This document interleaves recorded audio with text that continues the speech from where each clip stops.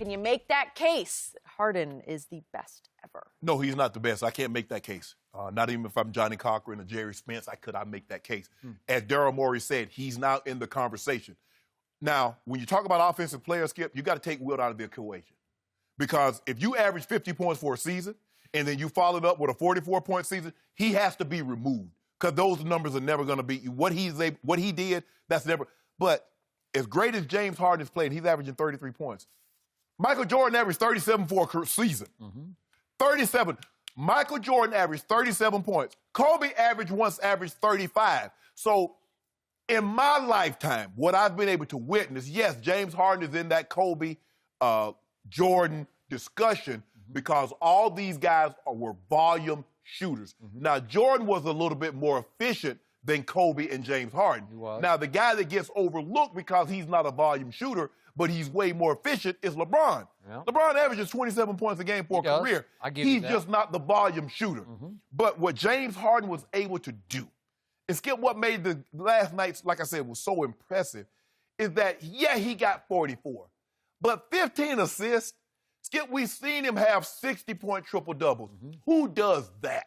Normally a guy scores 60, he might have 5 assists if he's lucky. James Harden has, 3 games in which he has 50 points and a triple-double. So we're not normally used to seeing that. But for me, if you're going to have the game as wide open as it is, and you're going to put Michael Jordan with no hand check, he'd average 45. You put Kobe in today's game like it is right now, he'd average 42. Okay. So James Harden, he is in that discussion. And as Daryl Morey again said, this is not GM speak. This is not coaches speak. He's that good. That was well said, and I agree with that. He's that good. But like I said, Skip, his visa's up to date. Because he be traveling his butt off. And they don't call it.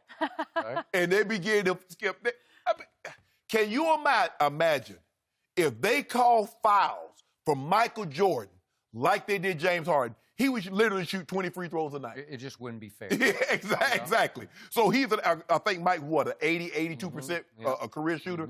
He would shoot 20 free throws a night. Same for Kobe. But he is in the discussion on what he's been able to do. Skip, when watching win the Sixth Man of the Year in OKC, I was like, man, he got pretty. Skip, nobody saw this for James Harden. Nope. No, I did not see that. I did not think he would ever be this. And now he's even gone up a level from when he won the MVP. And you can make a case he could have won 2 MVPs. But not this. Not this. So I will agree with your conclusion. As of last night, I'm ready to put him in the conversation. And that's a lot for me because I didn't used to go that far. Right. I will also say this. For this stretch, December into January, these 11 games, or 12 if you want to go back, 12, he's shooting 42% from 3. Well, if he could sustain that, you at some point you'd have to say, yeah, you're. Well, Skip, if he go shoot 42% from 3, he might average 40 for the season. He would, because that's unstoppable. Yes. Because as great as Steph was through his 2 MVP runs, there were nights when I thought Steph was the greatest offensive player I'd ever seen, because it's just, if you're going to make 40-foot three-point shots and you're going to shoot 40-some%, then nobody can stop that. No.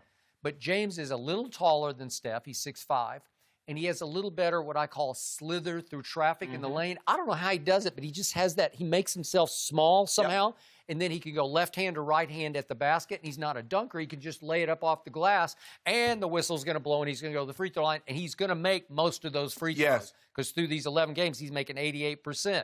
Well, if he shoots a whole bunch of free throws... He shot 27 the other night. Okay, I got you. But the reason I can't go Jordan is, as you know, and I don't even want to start into this again, Michael Jordan was a cold-blooded killer of a scorer. And when the stakes were the highest, he's really going to score. And too often, I've seen James have no playoff backbone. You can't trust him. That closeout game 2 years ago at Houston versus my Spurs. Lose by 100. Yeah, he shot 2 for 11 and 2 for 9 from 3, and they got wiped out, and there was no number 2 or Tony Parker on the Spurs that night. Well, and then how about last year, games 6 and 7 against Golden State? They had him. Right. And James, he had 14 turnovers in those 2 games combined. He was a minus 32. He shot 6 for 25 from 3 in those 2 games. Well, you got Golden State on the ropes, and you can't close that deal? And the thing is, with Jordan and Kobe, I think they would have been scorers in anybody's system. Yeah. I don't know how good James Harden would be scoring the basketball without D'Antoni, because we see how they open it up, and everybody can get points. I hear you. But once upon a time, Harden, Westbrook, and Durant were all in the same. And Bron took them down. Once upon a time. And Bron took them down. Once upon a And time. Dwayne Wade and Chris Bosh Don't do and that. Ray Allen.